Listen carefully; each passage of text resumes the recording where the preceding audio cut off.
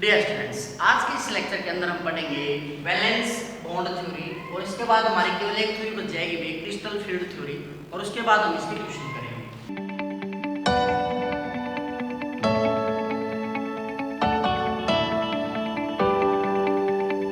हालांकि साथ में वैलेंस बॉन्ड थ्योरी के जो क्वेश्चन आते हैं एग्जाम के अंदर वो भी हम साथ में करेंगे, एक दो क्वेश्चन जैसे जिस टाइप से पूछा जाता है। तो सबसे पहले तो हम बात करेंगे जो वैलेंस बॉन्ड थ्योरी थी उसको इन कंपाउंड्स के लिए एक्सटेंड किया था लाइनस पॉलिंग ने और जेएल स्लेटर ने। ठीक है, अब ये जो थ्योरी है हमें क्या क्या बताती है? This theory tells us about, ये हमें बहुत सारे जो पिछली थ्योरीज की जो लिमिटेशंस थे, जैसे ज्योमेट्री को नहीं एक्सप्लेन कर पा रहे थे, मैग्नेटिक प्रॉपर्टीज को एक्सप्लेन नहीं कर पा रहे थे, नेचर ऑफ बेंडिंग को एक्सप्लेन नहीं कर पा रहे थे, उन बातों को किसने एक्सप्लेन कर दिया था भाई? वैलेंस बॉन्ड थ्योरी ने एक्सप्लेन कर दिया था। क्या क्या एक्सप्लेन किया था इसने? Electronic structure of central atom ion या ion, electronic configuration of central ion in gaseous state. इसने जो भी एटम गैसियस स्टेट के अंदर उसकी क्या इलेक्ट्रॉनिक कॉन्फ़िगरेशन होती है, उस इलेक्ट्रॉनिक कॉन्फ़िगरेशन को जो है इस थ्योरी ने क्या कर दिया था? एक्सप्लेन कर दिया था। दूसरा, इसने और किस चीज को एक्सप्लेन कर दिया था कि एलिमेंट्स के अंदर किस टाइप की या किस काइंड ऑफ बॉन्डिंग अवेलेबल है। दूसरा के बाद जो तीसरा है, इसने क्या एक्सप्लेन कर दिया था कि जो एलिमेंट्स है या जो भी कंपाउंड्स हैं उनकी ज्योमेट्री क्या होगी। ठीक है, ज्योमेट्री माने हम क्या लिख सकते हैं? ब्रैकेट में इसकी शेप लिख सकते हैं। और फोर्थ जो था भाई, इसने बहुत अच्छे से एक्सप्लेन कर दिया था भाई कंपाउंड्स की मैग्नेटिक प्रॉपर्टीज को। तो ये कुछ मेन पॉइंट्स थे भाई वैलेंस बॉन्ड थ्योरी की जो इस थ्योरी ने एक्सप्लेन किया था। ठीक है, अब सबसे पहले तो हम देखेंगे इसके मेन पोस्टुलेट्स क्या है। हालांकि मेन पोस्टुलेट्स भी बुक के अंदर भी आपने पढ़े होंगे, लेकिन मैं आपको जो पोस्टुलेट्स है वो थोड़ा सा अलग तरीके से समझाने की कोशिश करूंगा ताकि आप जो है उसको कभी भी भूल ना पाओ, अपनी डेली लाइफ से आप उसको रिलेट करके चलो। ठीक है, जैसे कि सपोज करो आपके घर कोई मेहमान आया, तो आया कौन है भाई? गेस्ट, और आप उसके लिए क्या हो गए हो? होस्ट। हम यहाँ पर क्या देख के चलते हैं, जो होस्ट है वो कौन है? मेटल, और आया कौन है? लिगेंड। सिडविक थ्योरी ने बताया था भाई कि मेटल और लिगेंड का जब बॉन्ड बढ़ता है तो लिगेंड डोनेट करता है, मेटल एक्सेप्ट करता है। हो गया। दूसरा पॉइंट क्या कहता है, अब मैं बोल दूं कि एक गेस्ट नहीं आया है, गेस्ट आए हैं 6। कितने आए हैं? 6। तो होस्ट जो है वो एक गेस्ट को अटेंड करेगा या फिर 6 के 6 गेस्ट को जो उसको अटेंड करना पड़ेगा? ऑब्वियस सी बात है भाई, वो 6 के 6 गेस्ट को क्या करेगा? अटेंड करेगा। इससे भी आगे अब वो गेस्ट बोले भाई हम आज रात यहीं रुकेंगे, क्या करेंगे? आज रात जो है हम यहीं सोएंगे, यहीं रुकेंगे। तो अब होस्ट को क्या करना पड़ेगा? उनके रहने के लिए, उनके सोने के लिए, उनके खाने के लिए क्या करनी पड़ेगी? उसको अरेंजमेंट्स करनी पड़ेगी। क्या करनी पड़ेगी? अरेंजमेंट्स करनी पड़ेगी। अब सपोज करो ये जो होस्ट है इसके घर पे 3 चारपाई है, या फिर आप बोल सकते हो 3 साइट अवेलेबल है इसके पास, जहां पर ये गेस्ट को क्या कर सकता है भाई? सुला सकता है कि आप हाँ यहाँ सो जाओ, या आपके खाने के लिए अरेंजमेंट यहाँ पे है 3 के लिए। अब आगे की बात सोचिए, गेस्ट तो कितने थे? 6, और चारपाई कितनी है? 3। बच गए कितने? अभी भी कितनी अरेंजमेंट्स बाकी हैं? 3 चारपाई के अरेंजमेंट्स बाकी हैं अभी। 3 चारपाई और किसको अवेलेबल करानी पड़ेगी? होस्ट को। तो होस्ट ऐसा नहीं बोलेगा कि जो 6 गेस्ट है कि भाई 6 में से 3 को तो चारपाई मिलेगी, 3 जो गेस्ट है ना अपने आसपास से जाओ और चारपाई ले आओ, ऐसे तो नहीं बोलेंगे। वो अरेंजमेंट क्या करनी पड़ेगी? हमें करनी पड़ेगी। मतलब इट इज द रिस्पॉन्सिबिलिटी या it is the tendency of central metal atom to provide equal number of vacant orbital having equal to coordination number. जितने लिगेंड्स आए हैं, जितने कोऑर्डिनेशन नंबर के साथ आए हैं, वो उसको अवेलेबल कराएं। ठीक है। या फिर एक पॉसिबिलिटी और हो सकती है, वो क्या बोल सकता है कि 3 4 है, इन 3 4 में 2 4 के ऊपर तो क्या करवा दे भाई, पेयर अप करवा दे, और तीसरी को पेयर अप करा दे। अब देखिए 3 4 है, 3 4 के ऊपर कितने आ गए हैं, 6, लेकिन इनमें से 2 ने मना कर दिया कि भाई नहीं, हम तो जो है अकेले ही सोएंगे, हमें दूसरे के साथ नींद नहीं आती है। तो अब इसको क्या करवाना पड़ेगा, आगे जो है 2 4 और अवेलेबल करवानी पड़ेगी। ठीक है। तो इस प्रकार से बॉन्डिंग होती है। मेनली जो है वैलेंस बॉन्ड थ्योरी के अंदर हम क्या बात करते हैं कि central metal atom electron donate करता है, मेटल उसको एक्सेप्ट करता है। दूसरा, सेंट्रल मेटल एटम के पास क्या होना चाहिए, requisite number of vacant d orbital. क्या होना चाहिए भाई, requisite number of vacant d orbital नहीं लिखूंगा मैं, अकेला ऑर्बिटल लिखूंगा, क्योंकि चाहे एस ओ पी ओ डी ओ कोई भी अवेलेबल करवाना पड़ सकता है सेंट्रल मेटल एटम को। तीसरा क्वेश्चन, अगर वैकेंट ऑर्बिटल नहीं है तो ये जिम्मेवारी है किसकी, सेंट्रल मेटल एटम की, कि वो उसके लिए क्या करवाए, अवेलेबल करवाए equal to their coordination number, उतनी वैकेंट साइट उसको अवेलेबल कराए। फोर्थ पॉइंट, अब जो टाइप ऑफ कॉम्प्लेक्स बनता है वो हाइब्रिडाइजेशन के ऊपर डिपेंड करेगा, मतलब कि इनर ऑर्बिटल कॉम्प्लेक्स बनेगा, आउटर बनेगा। और लास्ट में आ जाती है भाई हमारी हाइब्रिडाइजेशन। ठीक है। अगर मान लिया कोऑर्डिनेशन नंबर 6 है तो जो ज्योमेट्री बनेगी वो ऑक्टाहेड्रल बनेगी। अगर कोऑर्डिनेशन नंबर 4 है तो दो हो सकती है, या तो टेट्राहेड्रल हो जाएगी या फिर स्क्वायर प्लेनर हो जाएगी।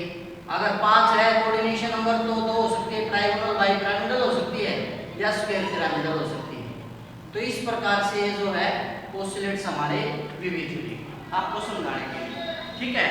तो इसके मेन पोस्टुलेट्स आपको अगर नोट डाउन करने हैं तो मैं बोल दूंगा, अभी लिखूंगा नहीं क्योंकि लिखने में टाइम ज्यादा लग जाएगा। तो इसके पॉइंट्स मैं आपको बोल देता हूँ। नंबर 1 पॉइंट हमारा क्या रहेगा, central metal ion have empty sp and d orbital available equal to its coordination number. These orbitals hybridize together to form hybrid orbital।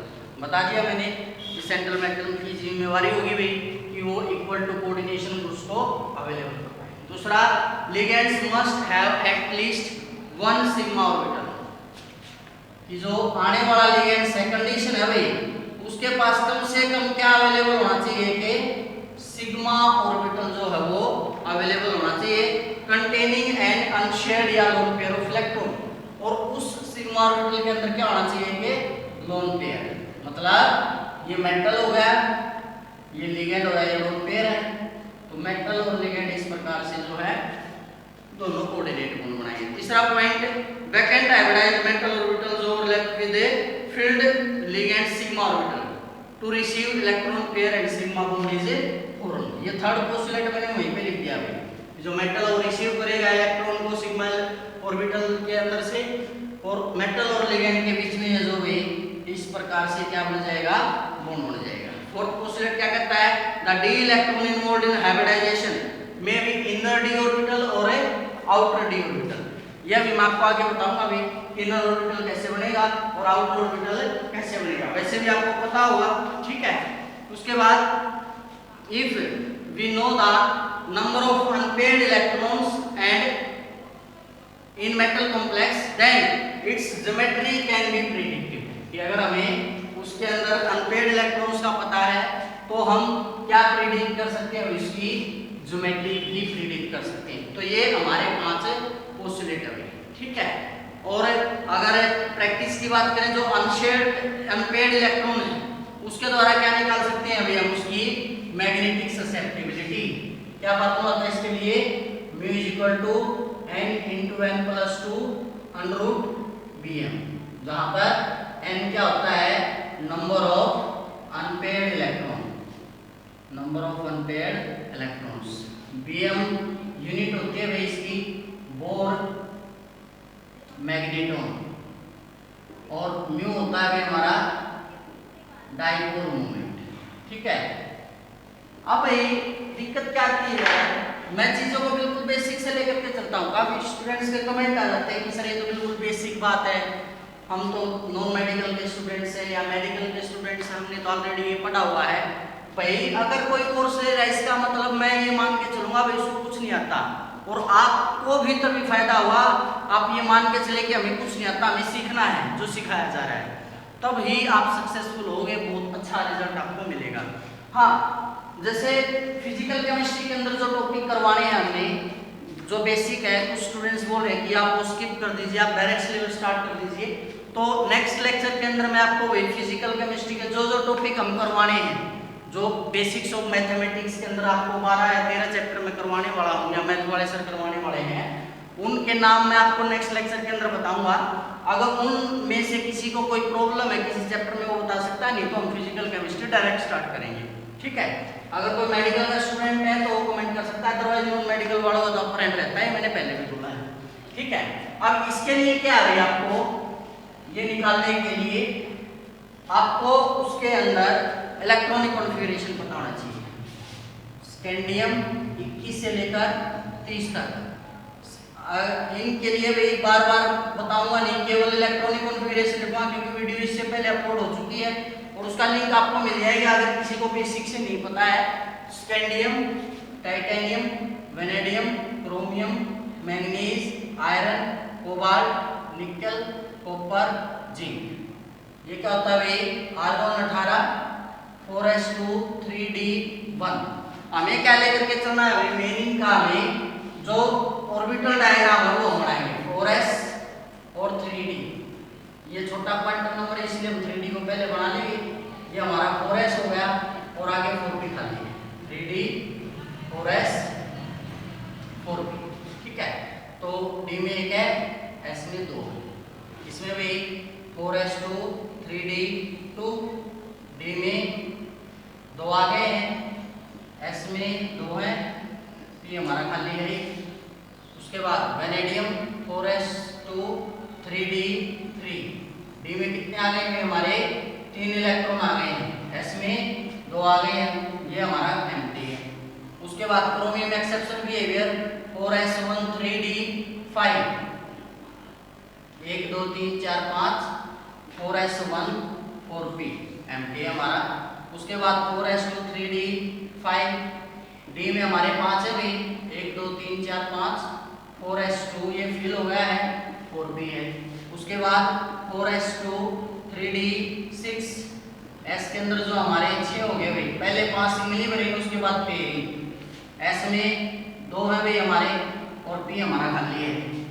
फिर कोबाल्ट के अंदर भाई 4s2 3d7, 1 2 3 4 5 6 7, s में 2 इलेक्ट्रॉन, ये फिर से हमारा एम्प्टी है भाई।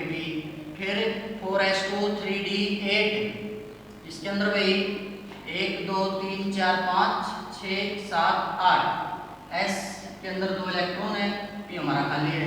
तो ऊपर फिर से एक्सेप्शन भी है, शो करता है भाई 4s1 3d9 सॉरी 3d10, तो क्या हो जाएगा 3d10, 1 2 3 4 5 6 7 8 9 10, 4s1 और ये हमारा 4p होगा।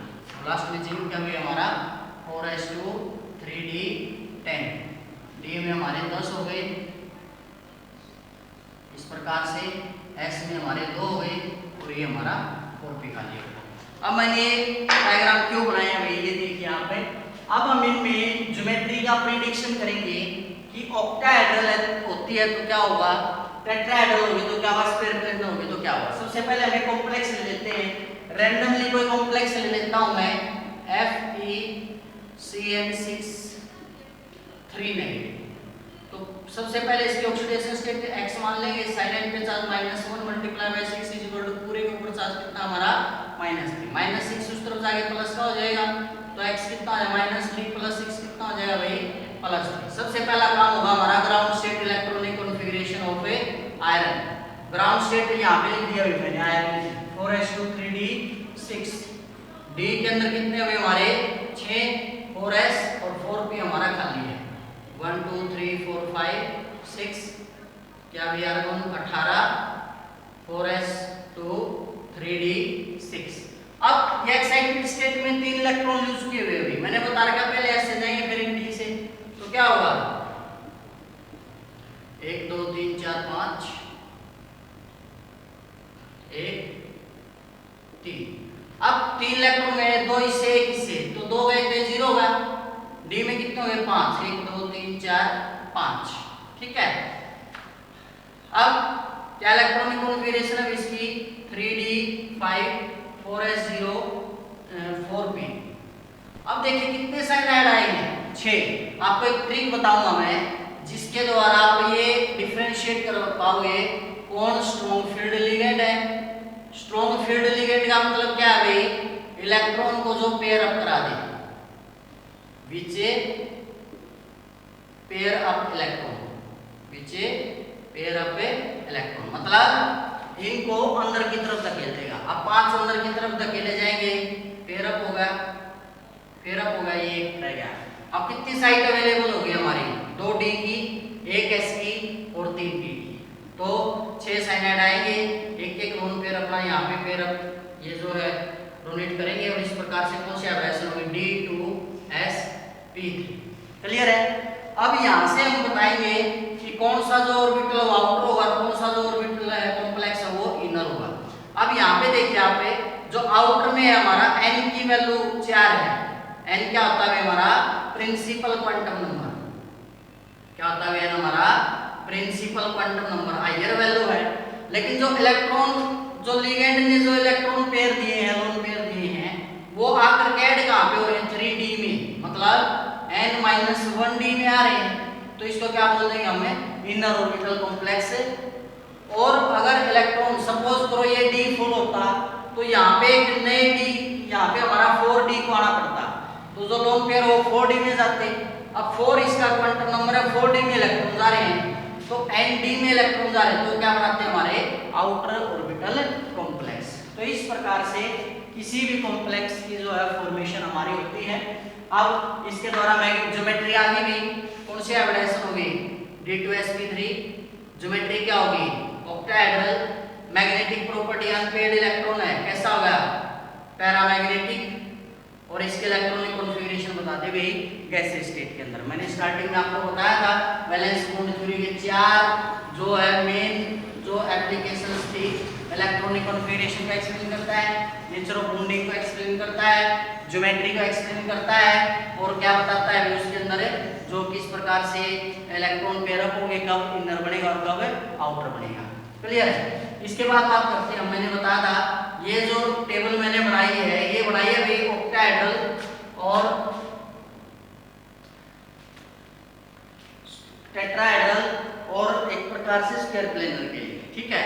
अब ऑक्टाहेड्रल के अंदर 2 तरह की पॉसिबिलिटी है। ऑक्टाहेड्रल में 2 हाइब्रिडाइजेशन हो सकती है, एक तो हो सकता है D2sp3 और एक हो सकता है sp3d2। क्या डिफरेंस है भाई, D2sp3 यानी इनर D यूज हो रहा है, उस कॉम्प्लेक्स को क्या बोल देंगे हम inner orbital complex. sp3d2 outer use हो रहा है, उसको क्या बोल देंगे भैया हमें आउटर ऑर्बिटल कॉम्प्लेक्स। यहाँ पे हम लिखेंगे टेट्राहेड्रल और यहाँ पे हम लिखेंगे स्क्वायर प्लेनर। टेट्राहेड्रल के अंदर आपको पता है हाइब्रिडाइजेशन कौन सी होती है sp3, और स्क्वायर प्लेनर के अंदर कौन सी हाइब्रिडाइजेशन हो गई हमारी dsp2। तो इस प्रकार से आप इनका ऑर्बिटल डायग्राम देख करके बता सकते हो कि जैसे मान लिया कोई टेट्राहेड्रल है, तो सिंपल सी बात है भाई उसके अंदर के डी जब सारे फिल हो जाएंगे तो क्या बच जाएगा उसके पास, एक s एम्प्टी बच जाएगा और 3 p एम्प्टी बच जाएंगे, तो क्या बनाएगा वो sp3 हाइब्रिडाइजेशन बनाएगा। अगर स्क्वायर प्लेनर वो शो कर रहा है तो एक डी खाली होगा, यानी इलेक्ट्रॉन यहाँ पे मान लिया 8 इलेक्ट्रॉन हो गए, तो एक डी खाली होगा, एक s खाली होगा और 3 हमारे p खाली होंगे। तो 3 में से यूज कितने होंगे हमारे 2 यूज होंगे, तो कौन सी हाइब्रिडाइजेशन हो जाएगी हमारी dsp2, ठीक है। उसके बाद इसके अंदर कुछ कॉन्ट्राडिक्शन आ जाते हैं, ठीक है। अब कॉन्ट्राडिक्शन क्या कहता है कि वो एलिमेंट्स जिनकी electronic configuration D1, D2, D3 और D9 है, क्या बता रखा भाई, वो एलिमेंट जिनके इलेक्ट्रॉन कॉन्फ़िगरेशन क्या D1 D2 D3 और D9, ठीक है। इसके अंदर क्या होगा, number of unpaired electron is same for all geometries, so we can't predict their geometry on the basis of unpaired electrons. कैसे भी, अब D1 है, अब D में एक इलेक्ट्रॉन है, 4 D एम्प्टी है, D4 तो हमने कहीं पढ़ा भी नहीं अभी, या फिर D2 हो गया, ठीक है। अब D3 है, ये भी प्रिडिक्टेबल नहीं है, D3 है। अब ये D3 में ये नहीं पता भाई ये इलेक्ट्रॉन पेयर अप होकर के वापस से 3 D खाली करेंगे या ये 2 D एक ऐसा यूज होगा। और D9 के अंदर जैसे कॉम्प्लेक्स होता है D9 में CuNS3 की 4 2 पॉजिटिव, ये एक्सेप्शन होता है भाई, आई थिंक आपने पढ़ रखा हुआ इतना तो बेसिक, ठीक है। अगर नहीं पढ़ रखा तो आप कमेंट करके बता दें, CuNS3 की 4 2 पॉजिटिव को मैं एक्सप्लेन कर दूंगा नेक्स्ट लेक्चर के अंदर, अदरवाइज आपको आता होगा। तो इसमें क्या होता है भाई, कॉपर का जो एक इलेक्ट्रॉन है ना वो जंप करके आउटर ऑर्बिटल में चला जाता है, ठीक है। और एक D एक S और 2 P यूज हो जाते हैं, यानी हाइब्रिडाइजेशन आ जाती है DsP2। लेकिन सोचा क्या जाता है, हाइब्रिडाइजेशन आएगी कौन सी, sp3 यानी टेट्राहेड्रल, लेकिन होता क्या है ये स्टेट प्लेनर। अगर नहीं पता तो आप बता देना भाई, क्योंकि मोस्टली ये बेसिक का ही है। जैसा कि स्टूडेंट्स का कमेंट आ रहा है कि सर बेसिक तो हमको आता है, तो बहुत अच्छी बात है भाई, ठीक है। तो इस प्रकार से ये क्या है कि एक्सेप्शन है। तो D1 D2 D3 and D9 number of unpaired electrons is same for all geometries, so we can't predict their geometry on the basis of unpaired electron। Clear है। अब हम इनकी ज्योमेट्री देखेंगे भाई कि किस प्रकार से जो है कितना कोऑर्डिनेशन नंबर होगा, उसके अंदर टाइप ऑफ हाइब्रिडाइजेशन अरेंजमेंट, यहाँ पे लिखेंगे भाई हम कोऑर्डिनेशन नंबर, उसके बाद टाइप ऑफ हाइब्रिडाइजेशन, उसके बाद अरेंजमेंट, उसके बाद उसकी ज्योमेट्री, और उसके बाद उसके एग्जाम्पल्स, ठीक है। तो सबसे पहले हम देखेंगे भाई सबसे लोअर कोऑर्डिनेशन नंबर कितना होगा, तो हमारा 2। आई थिंक सेकंड या थर्ड लेक्चर के अंदर मैंने बताया था, अगर 2 लिगेंड्स रिप्लेस हो रहे हैं तो उसमें हमारी शेप कैसी होती थी, लीनियर, ठीक है। क्या होती थी, लीनियर। 3 होते थे तो ट्रायंगुलर, प्लेनर, इस प्रकार से 4 थे तो टेट्राहेड्रल। तो यहाँ पे कौन से टाइप होगी वो हम देखेंगे। तो सबसे पहले कोऑर्डिनेशन नंबर 2 है, तो हाइब्रिडाइजेशन कौन सी होगी भाई हमारी, sp। वैसे भी अगर आप इनको सम करके देखोगे एक ऐसे एक तो कितना हो गया, 2। अरेंजमेंट कैसी होगी उसके अंदर है, लीनियर, कैसी होगी, लीनियर, क्योंकि 2 है। जैसे भाई ये हमारा सेंट्रल एटम हो गया, इसके साथ ये लिगेंड होगा, ये लिगेंड होगा, इनके बीच में जो एंगल रहेगा वो कितना रहेगा भाई हमारा 180 डिग्री, ठीक है। इसका एग्जांपल हो जाएगा AgNH3 ट्वाइस 2 पॉजिटिव। अगर आप इसकी ज्योमेट्री देखोगे आपको कैसे मिलेगी, लीनियर मिलेगी। और भी ले सकते हो आप AgCN ट्वाइस, ठीक है। उसके बाद आ जाता है कोऑर्डिनेशन नंबर 3, तो हाइब्रिडाइजेशन कौन सी आ जाएगी भाई, sp2, एक S 2 P, 2 और 1 3, तो देखिए आप 3 है। तो कैसी शेप होगी भाई, ट्राइगोनल प्लेनर, क्या होगी भाई, ट्राइगोनल प्लेनर। इसमें क्या है, सेंट्रल एटम होगा, इसके साथ जो हमारे ये 3 लिगेंड्स हो गए इस प्रकार से। इसका एग्जांपल हो जाएगा HgI3 नेगेटिव। इसके बाद जब कोऑर्डिनेशन नंबर कितना होगा भाई, 4, तो इस केस में 2 पॉसिबिलिटी मैंने आपको पहले बता दी है। एक तो क्या हो सकता है हाइब्रिडाइजेशन sp3, और दूसरी क्या हो सकती है भाई, dsp। जो d होगा वो कौन सा होगा भाई हमारा n-1 d होगा। तो टेट्राहेड्रल की शेप आपको पता है कैसी होती है भाई, टेट्राहेड्रल की शेप, ये हमारा सेंट्रल मेटल होगा, इस प्रकार से ये हमारे लिगेंड्स होते हैं। इसके अंदर जो है बॉन्ड एंगल कितना होता है, 109.28 डिग्री, यहाँ पे बॉन्ड एंगल कितना होता है 120 डिग्री। ठीक है, DsP2 में ये सेंट्रल एटम होगा इस प्रकार से, इसमें एंगल अगर हम देखेंगे 90 90 90 90 एंगल जरूर याद रखेंगे। ठीक है, इस प्रकार से क्या देख सकते हैं आप उसके अंदर एंगल देख सकते हो। एग्जांपल अगर आप देखना चाहो तो उसके अंदर आ जाएगा भाई ZnNS3 की 4 2 पॉजिटिव, ZnNS3 की 4 2 पॉजिटिव। ये शेप यहाँ बनानी थी भाई, यहाँ पे तो लिखना था sp3 में टेट्राहेड्रल और DsP2 में स्क्वायर प्लेनर। ठीक है, ये लिख लेंगे और अगर आप नोट करें तो साथ के साथ ही स्ट्रक्चर आप यहाँ पे ड्रा कर लेंगे। ठीक है, इसके बाद आता है DsP2 के अंदर example NiCN4 2 negative, NiCN4 2 negative. इसके अलावा और भी एग्जांपल ले सकते हो भी आप, जैसे NiNS3 की 4 2 पॉजिटिव, NiNS3 की 4 2 पॉजिटिव। और एक का भी बताया था अभी मैंने CuNS3 की 4 2 पॉजिटिव। मोस्टली आप एक चीज देखोगे, निकिल जो है किस स्टेट में मिलेगा आपको, +2 स्टेट में मिलेगा आपको, जिसके अंदर हमारी DsP2 हाइब्रिडाइजेशन होगी। उसके बाद आ जाता है जब कोऑर्डिनेशन नंबर हमारा कितना होगा 5, तो हाइब्रिडाइजेशन क्या क्या हो सकती है भाई हमारी DsP3। इसमें भी जो D यूज हुआ है भाई वो हमारा कौन सा हुआ है N-1 D यूज हुआ है। ठीक है, तो इस केस में क्या शेप रहेगी भाई हमारे, जो सामने वाले को लेंथ दिखा देंगे आप और ये ऐसे दिखा देंगे, इनके बीच में बॉन्ड एंगल 120 होगा, आमने सामने वाले के बीच में जो बॉन्ड एंगल होगा वो हमारा 90 डिग्री होगा।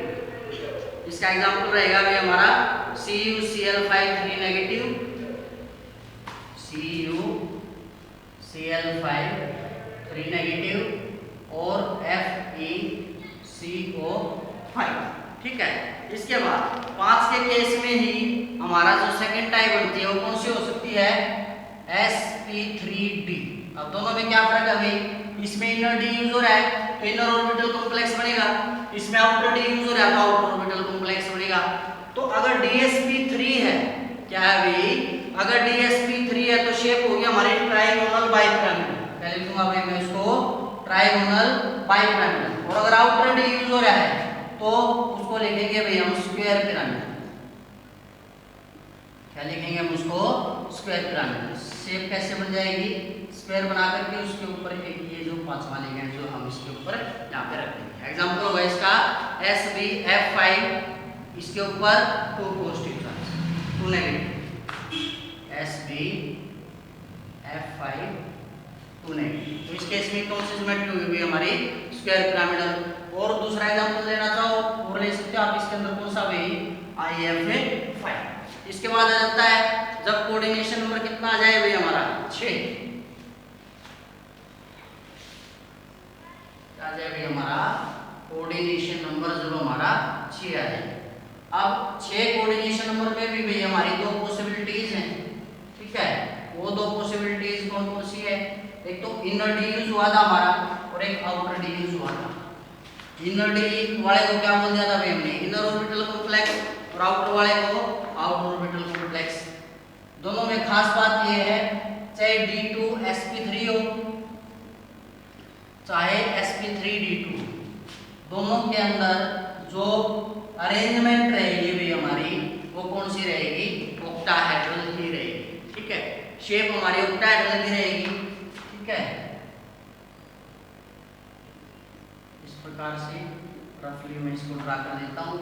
एग्जांपल में इसके आप कितने एग्जांपल ले लीजिए, CuNS3 6,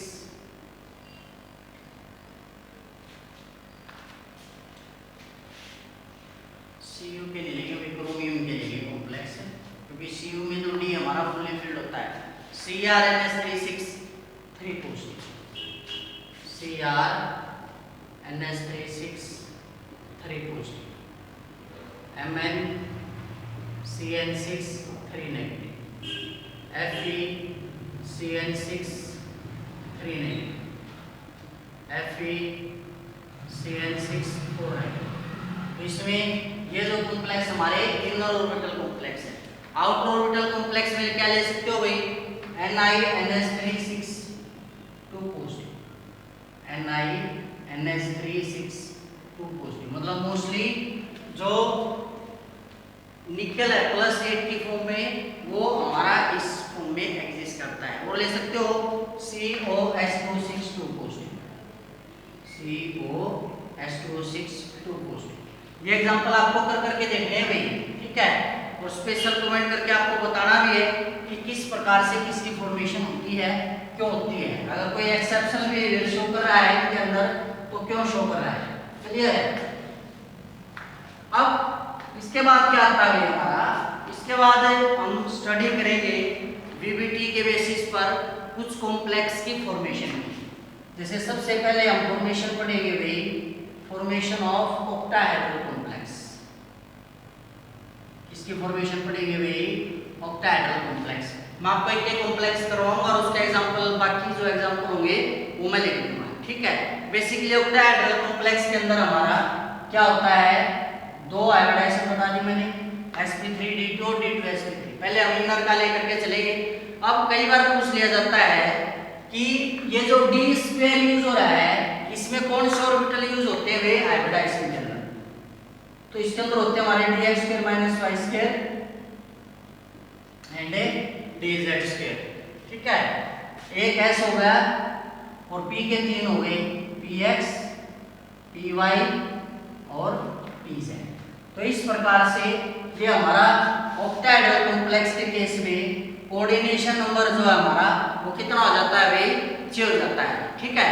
अब हम सबसे पहले फॉर्मेशन पढ़ते हैं। इसके अंदर सबसे पहला एग्जांपल पढ़ते हैं CrNS3 6 3 पॉजिटिव।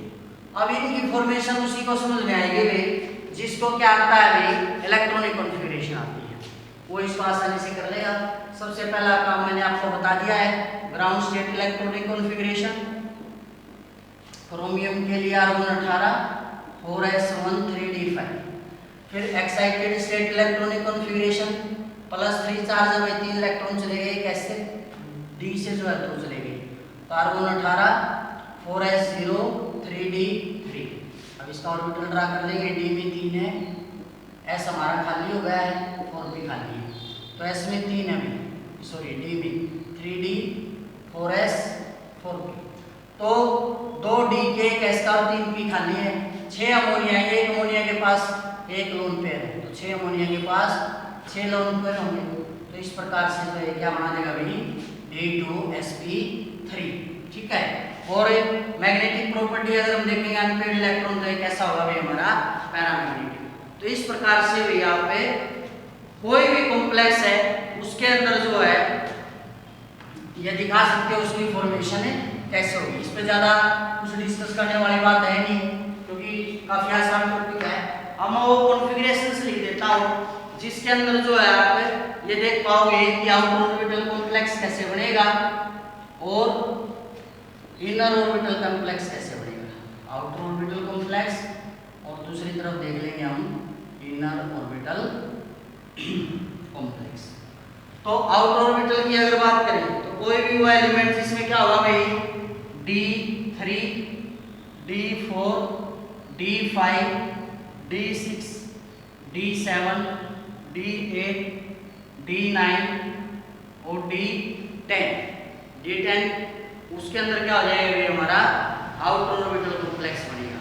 कैसे, जैसे एग्जांपल ले लेते हैं भाई CrNS3 6 CrS2 6 अभी सॉरी CrS2 6 3 ठीक है। तो यहाँ पर जो क्रोमियम है वो +3 के अंदर है, तो इनर कब बनेगा, आउटर कब बनेगा। अब आप देखोगे डी के अंदर 3 है। अगर मैं इसी के साथ एक एग्जांपल और लिख दूं CONS3 6 पॉजिटिव, CONS3 6 2 पॉजिटिव या सॉरी 3 पॉजिटिव। अब अभी तक मैंने ये नहीं बताया कि ये इनर है या आउटर है, या आउटर है ये इनर है, नहीं, मैंने केवल एग्जांपल दे दिया जिसमें D3 होगा, D के पास 3 होंगे या 3 अनपेयर्ड होंगे, उस केस में हमारी हम कैसे चेक करेंगे। इसका तो एग्जांपल अभी पढ़ा हुआ हमने, CrNS3 6 पढ़ा था, ये H2 6 से कोई डिफरेंस नहीं है। इसमें हाइब्रिडेशन क्या आएगी हमारी D2sp3। आपको ऐसे पेयर दे देगा भी और पूछ लेगा बताओ इनमें से इनर ऑर्बिटल कॉम्प्लेक्स कौन सा है और आउटर ऑर्बिटल कॉम्प्लेक्स है। इसके अंदर बात करेंगे हम कोबाल्ट 3 पॉजिटिव, कोबाल्ट का एटॉमिक नंबर 27 भाई, आर्गन 18, 4s2 3d7। अब 3 इलेक्ट्रॉन गए हैं तो 2 Sc और 1 Dc, क्या हो गया 3d6, 1 2 3 4 5 6, इस प्रकार से होगा। अब इसके अंदर अगर हम बात करें कितने अमोनिया आए हैं भाई, 6 आए हैं, ये दोनों यहाँ पे आ जाएंगे, इसको फिल कर लिया। लेकिन ऐसा हो नहीं पाएगा भाई, क्यों? क्योंकि अमोनिया एक वीक लिगेंड है। क्या है वो? एक वीक लिगेंड है, वो इलेक्ट्रॉन्स को पेयर अप नहीं करा पाएगा। अब हमें कैसे याद होगा, उसके लिए लिंक मैं आपको नीचे दे दूंगा। मैंने स्पेक्ट्रोकेमिकल सीरीज की शॉर्ट ट्रिक पहले करवा रखी है भाई, वहां से आप देख लेंगे अमोनिया किसके अंदर लाया करता है। तो ये तो पूरा भरा रहेगा हमारा, तो आउटर S, आउटर P और आउटर D हाइब्रिडाइजेशन के लिए यूज करना पड़ेगा। तो ये कॉम्प्लेक्स जो होगा आउटर ऑर्बिटल कॉम्प्लेक्स बनाएगा और ये वाला जो होगा वो इनर ऑर्बिटल कॉम्प्लेक्स बनाएगा। ठीक है, तो इसी प्रकार से मैं अब D4, D5, D6 इनके अंदर लिख रहा हूं, आपको कमेंट करके बताना कि कौन सा ऑर्बिटल कौन सा कॉम्प्लेक्स बनाएगा। ठीक है, जैसे D4 के अंदर अभी Cr(S2O6) 2 पॉजिटिव, और दूसरा एग्जांपल ले लेते हैं इसके अंदर MnS2O6 3 पॉजिटिव। आपको कमेंट करके बताना है कौन सा इनर ऑर्बिटल कॉम्प्लेक्स बनाएगा और कौन सा आउटर ऑर्बिटल कॉम्प्लेक्स बनाएगा। D5 में MnS2O2 पॉजिटिव, MnS2O6 2 पॉजिटिव, और D5 के अंदर FeS2O3 पॉजिटिव, FeS2O6 से 3 पॉजिटिव। उसके बाद D6 के अंदर हमारे इलेक्ट्रॉनिक कॉन्फ़िगरेशन क्या रहेगी, FeS2O6 2 पॉजिटिव, FeS2O6 से 2 पॉजिटिव, काली इनफाइनाइट। D7 के अंदर क्या, CO, ठीक है, COS2O6 से, ले जाओ, COS2O6 से 2 पॉजिटिव। उसके बाद D8 में NiNS3 6 2 पॉजिटिव। इनके हाइब्रिडाइजेशन बतानी है आपको, इनकी ज्योमेट्री बतानी है आपको, और कौन से टाइप का कॉम्प्लेक्स बनेगा। ठीक है, और ले सकते हो CONO2 6 4 9। उसके बाद D9 में आ जाएगा हमारा CuNS3 4 2 पॉजिटिव, और D10 में CuNS3 पॉजिटिव, CuNS3 4 पॉजिटिव। तो इस प्रकार के इनके अंदर से आपको बतानी है भाई कि जो है कौन से टाइप के कॉम्प्लेक्स होंगे, जिनका आपने लिख लिए होंगे साथ के साथ में, काफी सारे लिखे हैं। इसके बाद हम क्वेश्चन देखते हैं। ठीक है, क्वेश्चन क्या है भाई,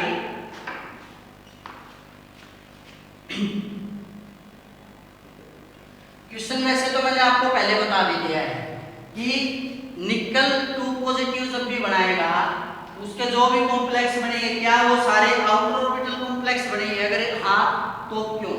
ठीक है, all octahedral complexes, all octahedral complexes of nickel 2 positive must be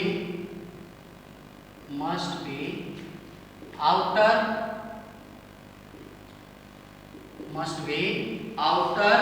orbital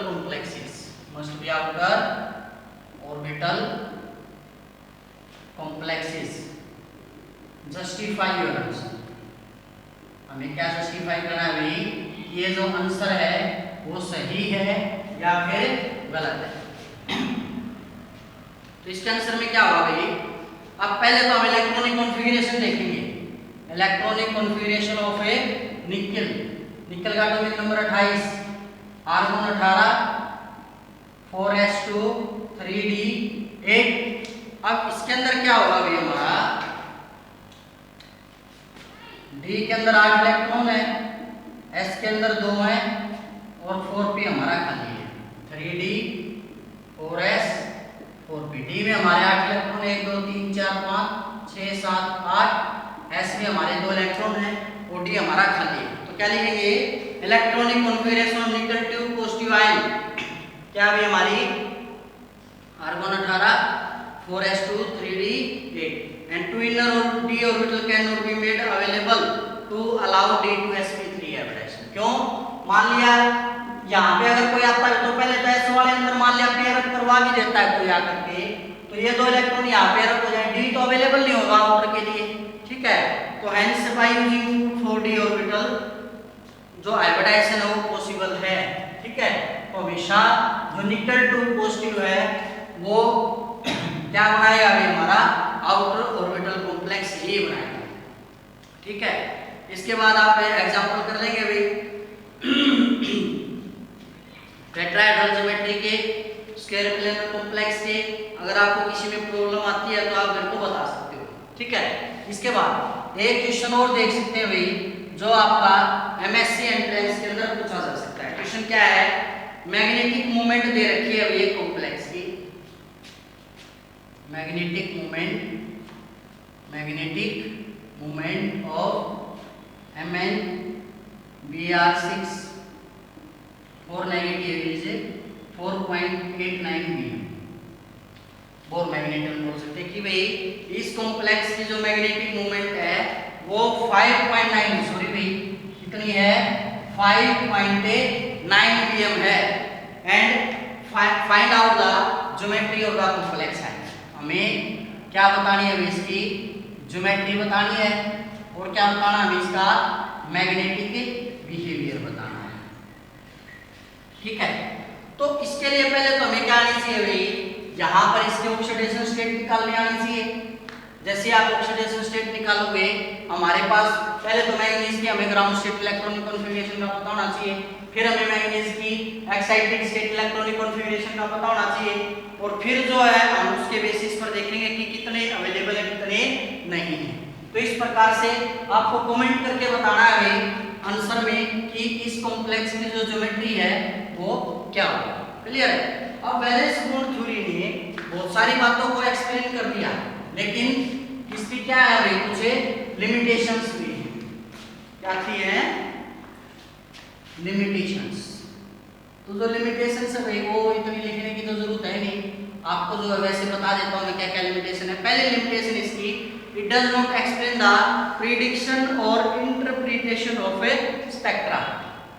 ये जो किसी भी प्रकार से जो स्पेक्ट्रा प्राप्त हो रहा था उसको एक्सप्लेन नहीं कर पाया। दूसरा, विविध theory does not explain the behaviour of complex having D8 central ion, कि उनका बिहेवियर कैसा होगा कॉम्प्लेक्स का जिसमें D8 आयन होंगे in forming expected complex with coordination number 5।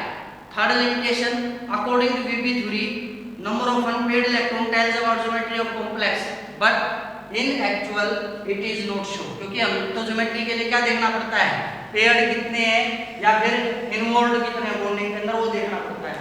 Fourth, it does not account for the relative stability of different ion. ये जो अलग अलग आयन्स होते हैं उनकी स्टेबिलिटी को नहीं बता पाया। उसके बाद पांचवी लिमिटेशन क्या है, it does not predict the relative stability of different ligands. अलग अलग लिगेंड्स की स्टेबिलिटी की कौन सा स्ट्रॉन्ग लिगेंड होगा और कौन सा वीक लिगेंड होगा उसको ये एक्सप्लेन नहीं कर पाया। और लास्ट था इसका, विविध theory can't explain the reaction rate and reaction mechanism. ये किसी भी कंपाउंड के अंदर उसकी रिएक्शन रेट क्या रहेगी और उसका रिएक्शन मैकेनिज्म क्या रहेगा उसको एक्सप्लेन नहीं कर पाया।